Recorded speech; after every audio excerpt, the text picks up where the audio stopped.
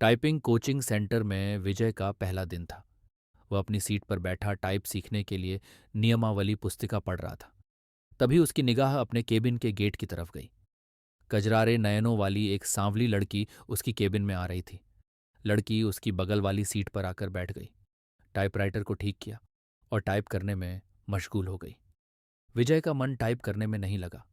वह किसी भी हालत में लड़की से बातें करना चाह रहा था। वह टाइपराइटर पर कागज लगाकर बैठ गया और लड़की को देखने लगा। लड़की की अंगुलियां टाइपराइटर के कीबोर्ड पर ऐसे पड़ रही थीं जैसे हारमोनियम बजा रही हो। क्या देख रहे हो? थोड़ी देर बाद लड़की गुस्से से बोली। आपको टाइप करते हुए देख रहा हूं। यहां क्या करने आए हो? टाइप सीखने। ऐसे सीखोगे? लड़की के स्वर में तल्खी बरकरार थी। मेरा आज पहला दिन है, इसलिए मेरी समझ में कुछ नहीं आ रहा है। आप टाइप कर रही थीं तो मैं देखने लगा कि आपकी अंगुलियां कैसे पड़ती हैं कीबोर्ड पर। आपको टाइप करते देखकर लगा मैं भी सीख जाऊंगा। यदि इसी तरह मुझे ही देखते रहे तो आपकी यह मनोकामना कभी पूरी नहीं होगी। लड़की फिर टाइप करने में जुट गई। विजय भी कीबोर्ड देखकर टाइप करने लगा। टाइप करने में उसका मन नहीं लग रहा था। वे बेचैनी सी महसूस कर रहा था। 10 मिनट बाद ही उसने टाइपराइटर का रिबन फंसा दिया। रिबन तो फंसेगा ही जब ध्यान कहीं और होगा। लड़की उसके टाइपराइटर को थोड़ा अपनी ओर खींचकर रिबन ठीक करने लगी। इसी बीच रिबन नीचे गिर गया। वह उसे उठाने के लिए झुकी तो उसके गले से चुन्नी गिर गई। रिबन उठाने के लिए विजय भी झुका था। उसकी निगाह अकस्मात ही लड़की के उरोजों पर चली गई। वह सकपका गया। लो, ठीक हो गया, लड़की ने कहा तो उसकी चेतना लौटी। लड़की फिर टाइप करने में लग गई, लेकिन विजय का मन टाइप में नहीं लगा। वह लड़की से बात करने की ताक में ही लगा रहा। मन नहीं लग रहा है? अचानक लड़की ने उससे पूछा तो बाँछें खिल गईं। लगता है कि सीख भी नहीं पाऊंगा। आसार तो कुछ ऐसे ही दिखते हैं। आपका नाम? विजय ने बात को बढ़ाने के लिए सवाल कर दिया। सरिता। अच्छा नाम है, लेकिन मुझे इस नाम से नफरत है। क्यों? कोई एक कारण हो तो बताइए। ये कहते हुए सरिता अपनी सीट से उठी और पर्स कंधे पर टांगते हुए केबिन से बाहर निकल गई। विजय उसे जाते हुए देखता रहा। उसके जाने के बाद उसने टाइपराइटर पर डाली। टाइपराइटर उसे उदास लगा और दुनिया बदल गई। इसी दिन से विजय हवा में उड़ने लगा। रातों को छत पर घूमने लगा, तारे गिनता और उनसे बातें करता। चांदनी रात में बैठकर कविताएं लिखता। गर्मी की धूप उसे गुनगुनी लगने लगी। दुनिया गुलाबी हो गई तो जिंदगी गुलाब का फूल। आंखों से नींद गायब हो गई। वह ख्यालों ही ख्यालों में पैदल ही कई कई किलोमीटर घूम आता। अपनी इस स्थिति के बारे में उसने अपने एक दोस्त को बताया तो उसने कहा, गुरु, तुम्हें प्यार हो गया है। दोस्त की बात सुनकर उसे अच्छा लगा। अगले दिन विजय ने सरिता से कहा कि आप पर एक कविता लिखी है, चाहता हूं कि आप इसे पढ़ें। यह भी खूब रही। जान ना पहचान, तू मेरा मेहमान। कितना जानते हैं आप मुझे? जो भी जानता हूं उसी आधार पर लिखा हूं। सरिता उसकी लिखी कविता पढ़ने लगी। सरिता, कल कल करके बहने वाली जलधारा लोगों की प्यास बुझाती, किसानों के खेतों को सींचती राह में आती है। बहुत बाधा फिर भी मिलती है। सागर से उसके प्रेम में सागर साहिल पर पटकता है। सिर उनके प्रेम की प्रगाढ़ता का प्रमाण। पूर्णमासी की रात में उठने वाला ज्वार भाटा सरिता है तो सागर है। सरिता के बिना रेगिस्तान हो जाएगा। सागर सागर के प्रेम में सरिता लांघती है। पहाड़, पठार और मानव निर्मित बाधाओं को कविता के नीचे उसने विजय की जगह सागर लिखा था। सरिता ने उसे देखा और कागज विजय की तरफ बढ़ा दिया। विजय ने कहा कि मैं चाहता हूं कि आप इसे टाइप कर दें। इसे छपने के लिए भेजना है। सरिता कुछ नहीं बोली। कागज को सामने रखकर टाइप करने लगी। विजय उसे देखता रहा। इस बात का आभास सरिता को भी था कि विजय उसे ही देख रहा है, लेकिन उसने कोई विरोध करने के बजाय पूछा कि आप कवि हैं? बनने की कोशिश कर रहा हूं। कवि भगोड़े होते हैं, सरिता ने उसकी ओर देखते हुए कहा। उसकी इस टिप्पणी से विजय सकपका गया। कवि अपने सुख के लिए कविता रचता है। रचते समय वह कविता के बारे में सोचता है। उसके बाद वह कविता को उसके हाल पर छोड़ देता है। कविता जब संकट में होती है तो कवि कविता के पक्ष में खड़ा नहीं होता। ये आप कैसे कह सकती हैं? मैं समझती हूं कि आदमी की जिंदगी भी एक कविता है। मेरी जिंदगी एक कविता है। मेरी जिंदगी मुझे अच्छी नहीं लगती, इसलिए कविता भी मुझे अच्छी नहीं लगती। अरे वाह, आप तो कवि हैं। अभी आपने जो कहा वह तो कविता है। कविता नहीं, कविता का प्रलाप है, उसकी वेदना। जो उस कवि के कारण उपजी है जिसने मेरी जिंदगी की रचना की। इतना कहकर सरिता केबिन से बाहर चली गई। कैसी है यह? विजय ने सरिता के टाइपराइटर को देखा। लगा जैसे टाइपराइटर किसी शोक गीत की रचना में मशगूल है। प्यार की खुशबू आज उन्होंने बातें अधिक की। उनके वार्तालाप को देखकर टाइपिंग इंस्टीट्यूट चलाने वाली मैडम ने उनके पास आकर कहा कि आजकल तो तुम काफी खुश हो सरिता। बदले में सरिता केवल मुस्कुराई। विजय भी मुस्कुराया। तो क्या मेरे प्यार की गंध इसे भी लग गई? अगले दिन सरिता जब इंस्टीट्यूट आई तो काफी सजी धजी थी। नया गुलाबी सूट पहने थी। बालों का स्टाइल बदला हुआ था। विजय को सरिता का यह बदला रूप अच्छा लगा। वह अपनी भावनाओं को दबा नहीं पाया।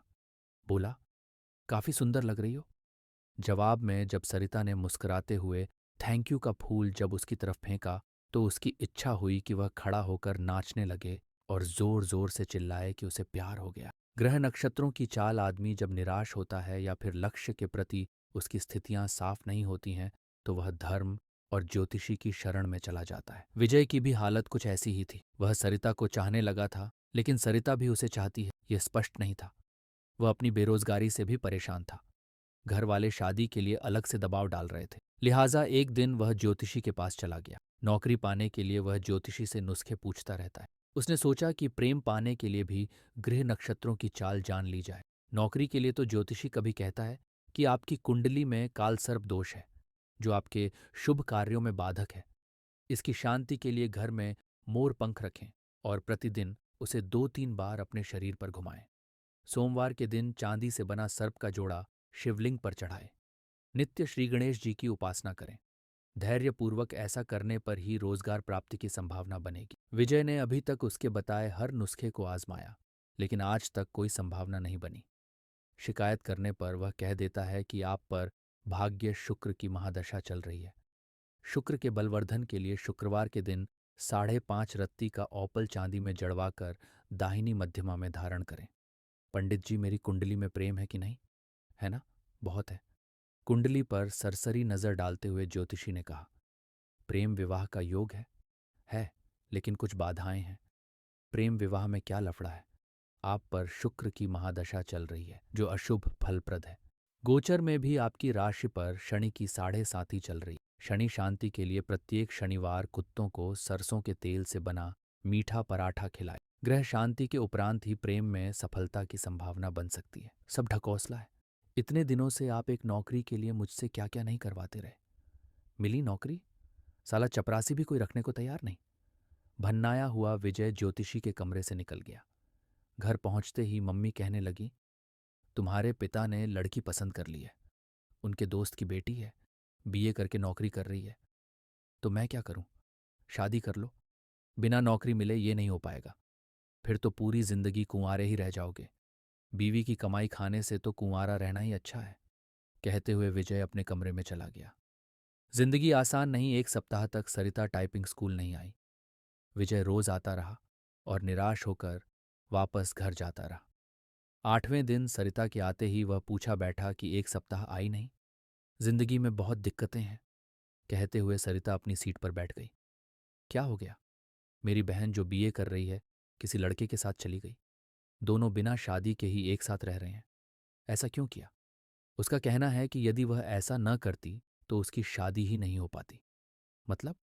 हमारे घर के आर्थिक हालात। इतना कहकर सरिता चुप हो गई। मुझे नहीं लगता कि आपकी बहन ने गलत किया है। आज की युवा पीढ़ी विद्रोही हो गई है। वह परंपराओं को तोड़कर नई नैतिकता गढ़ रही है। समय के साथ सब ठीक हो जाएगा। पर माँ तो नहीं समझती। हाँ, उनके लिए समझना थोड़ा मुश्किल है, लेकिन आजकल सब चलता है। हमारा समाज बदल रहा है। बिना शादी के एक साथ रहना पश्चिमी परंपरा है, लेकिन अब ऐसा हमारे यहाँ भी होने लगा है। हाँ, बैठकर सपनों के राजकुमार का इंतजार करने से तो बेहतर ही है ना कि जो हाथ थाम ले उसके साथ चल दिया जाए। चाहे 4 दिन ही सही, जिंदगी में बाहर तो आ जाएगी। विजय को लगा कि कह दे कि फिर तुम मेरे साथ क्यों नहीं चली चलती, हम शादी कर लेते हैं। पर वह कह नहीं पाया। जानते हो, मेरी एक बहन 12वीं में पढ़ रही है। उसका भी एक लड़के से प्रेम चल रहा है। वे दोनों एक दूसरे से शादी करने को तैयार हैं। अगले साल बालिग होते ही शादी कर लेंगे। विजय के मन में आया कि कह दे कि अच्छा ही है। वह अपने आप वह खोज लें तो तुम्हें परेशानी नहीं होगी। वैसे भी 5,000 रुपये की नौकरी में तुम कौन सा राजकुमार उन्हें दे दोगी? अच्छा है कि वह अपने अपने प्रेमियों के साथ भाग जाए। बातों बातों में एक दिन सरिता ने उसे बताया था कि उसके पिता की मौत हो चुकी है और वह 3 बहन है। उसका कोई भाई नहीं है। बहनों में वही सबसे बड़ी है।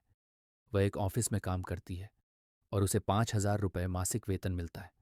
दूसरी जगह काम पाने के लिए टाइपिंग सीख रही है। विजय को अपने एक दोस्त के साथ घटी ऐसी ही घटना की याद आ गई। उसके दोस्त की एक बहन अपनी बड़ी बहन के अधेड़ से ब्याह देने के बाद प्रेमी के साथ भाग गई। इसके बाद उसका दोस्त गुस्से में उबल रहा था। तब विजय ने कहा था कि शांत रहो यार, वे दोनों जहां हो कुशल से रहें। उसने जो किया अच्छा ही किया। तुम कौन सा उसे राजकुमार से ब्याह देते? आखिरकार जिंदगी उसकी है, जीना उसे है, इसलिए निर्णय भी उसे ही लेना चाहिए। दोस्त के बड़े भाई ने भी विजय की बात का समर्थन किया था, लेकिन थोड़ा दार्शनिक अंदाज में कहा था कि होनी को यही मंजूर था। मैं भी सोचती हूँ कि एक बहन ने जो किया ठीक ही है, दूसरी जो करेगी वह भी अच्छा ही है। जीवन यदि संघर्ष है तो करो। प्रेमी से पति बना व्यक्ति भी धोखा दे सकता है। जीवन नरक बन सकता है और माता पिता का खोजा राजकुमार भी यही करता है। लेकिन माँ नहीं मानती, सोचती बहुत है और तबीयत खराब कर लेती हैं। पुराने जमाने की है ना। हद तो ये हो गई कि वह मुझसे कहने लगी हैं कि तू भी किसी के साथ भाग जा। मैं उन्हें इस हाल में छोड़कर किसके साथ? रो पड़ी सरिता। विजय की समझ में नहीं आया कि वह क्या कहे और क्या करे। स्थिति को सरिता समझ गई तो खुद पर काबू किया और फिर से टाइप करने लगी। 10 मिनट बाद सरिता उठी और बिना बोले ही चली गई। विजय की इच्छा हुई कि वह उसके पीछे पीछे चला जाए, लेकिन वह बैठा रहा और उसे जाते देखता रहा। मूसलाधारिश में बिजली का गिरना, आसमान में काले बादल घिर आए थे। इस कारण परिवेश में अंधेरा पसर गया था। रह रहकर आसमान में बिजली चमकती और बादल गरजते। ऐसे मौसम में भी विजय टाइपिंग स्कूल जाने के लिए तैयार था। वह सरिता से मिलना चाहता था। जब वह घर से निकला तो बूंदाबांदी शुरू हो चुकी थी। फिर भी वह तेज कदमों से टाइपिंग स्कूल की तरफ बढ़ने लगा। कुछ ही दूर गया होगा कि बारिश तेज हो गई। सड़क पर चल रहे लोग भागकर किसी छांव में खड़े हो गए, पर वह अपनी मस्ती में भीगता हुआ चलता रहा। इंस्टीट्यूट पहुंचकर उसे पता चला कि सरिता नहीं आई है। इतनी बारिश में आने की क्या जरूरत थी? मैडम ने विजय से कहा, आप नहीं समझेंगी। सब समझती हूँ, लेकिन अब सरिता यहाँ कभी नहीं आएगी। क्यों? आपको कैसे पता? उसका फोन आया था। उसने कहा कि यदि आप आओ तो बता दूं। वह कभी नहीं आएगी। विजय की आवाज किसी कुएं में से आती लगी। विजय टाइपिंग स्कूल से बाहर आया। बाहर मूसलाधार बारिश हो रही थी। जैसे ही उसने नीचे की ओर कदम रखा, जोर से बिजली चमकी और बादल गरजने लगा। विजय संझा शून्य सा भीगता हुआ घर की तरफ चल पड़ा। उसने सोचा कि वह सरिता के घर जाएगा, लेकिन उसके घर का पता तो मैडम दे सकती हैं। ये सोचकर वापस पलटा, लेकिन तब तक टाइपिंग स्कूल बंद हो चुका था। भीगते हुए घर पहुंचा, तब तक उसका शरीर बुखार से तपने लगा। लगभग 15 दिन वह चारपाई पर पड़ा रहा। जब कुछ ठीक हुआ तो 20वें दिन टाइपिंग स्कूल पहुंचा। मैडम नहीं मिली। यह सिलसिला 15 दिनों तक चला। 16वें दिन उसे मैडम मिली। उसे देखते ही बोल पड़ी कि काफी कमजोर हो गए हो। उस दिन बारिश में भीगा तो बीमार हो गया। विजय ने मैडम से सरिता के घर का पता मांगा तो उसने एक कागज पर लिखा और विजय को थमा दिया। मैडम को धन्यवाद बोलकर विजय चल पड़ा। वह आज ही सरिता से मिलना चाहता था। जब वह मैडम के दे पते पर पहुंचा तो वहां ताला लगा था। पड़ोसियों से पूछने पर पता चला कि सरिता यहीं रहती थी, लेकिन अब मकान बेचकर चली गई है। कई लोगों से पूछने के बाद भी विजय को उसका नया पता नहीं मिला। निराश होकर वह घर लौट आया। सरिता के इस व्यवहार से उसे काफी धक्का लगा। उसे कुछ समझ नहीं आ रहा था कि सरिता ने ऐसा क्यों किया। वह सरिता की याद में कविताएं लिखने लगा। एक दिन उसने एक सपना देखा और उसके भावों को कविता के रूप में कागज पर लिखा। सरिता, जो निकली अपने उद्गम स्थल से सागर की चाह में चली, द्रुत गति से सामने आ गया, पहाड़ टकराने के बाद बदल लिया। अपना मार्ग मार्ग था, लंबा पहाड़ों की श्रृंखला थी। पठार और पथरीली जमीन भी, आदमी भी खड़ा था। फावड़ा लिए बांध बनाने को तत्पर। खेत सींचने के लिए चाहिए, उसे पानी पीने के लिए भी बिजली भी तो चाहिए। घर रोशन करने के लिए, कारखाने चलाने के लिए, कारखानों के कचरे को बहाने के लिए भी चाहिए उसे नदी। प्रकृति से लड़ते नहीं थकी वह बहती रही, अविरल दिल में सागर से मिलने की चाह लिए। भारी पड़ा प्यार अवरोधों पर पहुंच गई, वह साहिल पर, लेकिन मानव ने बना बांध रोक दी। उसकी धारा कारखानों की गंदगी उड़ेल सड़ा दिया। उसकी आत्मा को अपने आंसुओं से धोती रहा। वह अपना बदन निर्मलता से मिलना चाहती थी। सागर से विकास उन्मादी मानव ने रौंद दिया। उसकी आत्मा को जिंदा लाश हो गई। वह उसके लिए तड़पता है। सागर साहिल पर पटकता है अपने सिर को। उसने तो दम तोड़ दिया। मानव के विकास में सागर भेजता है बादलों को उसे पुनर्जीवित करने के लिए। वह जानता है बेवफा नहीं है, वह सच्चा है। उसका प्यार कैद है। वह मानव के विकास में बरसते हैं। बादल उफनती है। नदी मानव को दिखाती है। अपना विकराल रूप मिलते ही प्यार की ताकत तबाह कर देना चाहती है। वह मानव सृष्टि को बदला लेना उसकी प्रकृति नहीं भागती है। तेज गति से सागर की ओर बाहें फैलाए स्वागत करता है। सागर बताना चाहती है अपने कष्टों को, वह लेकिन कुछ भी नहीं जानना चाहता। सागर जानता है वह मानव स्वभाव को उसका भी तो पाला पड़ा है। इस स्वार्थी प्राणी से विजय की इस कविता को पत्रिका में छपे 1 माह से अधिक हो गया है, लेकिन उसके पास इस बार भी अब तक सरिता का कोई पत्र या फोन नहीं आया है। उसे उम्मीद है कि एक न एक दिन सरिता उससे संपर्क जरूर करेगी। जब से वह कविता प्रकाशित हुई है तब से वह फोन की प्रत्येक घंटी पर चौंक जाता है। यही नहीं, हर रोज पोस्टमैन का बेसब्री से इंतजार करता है। और जब उसके आने का समय खत्म हो जाता है तो वह उदासी के समुद्र में डूब जाता है।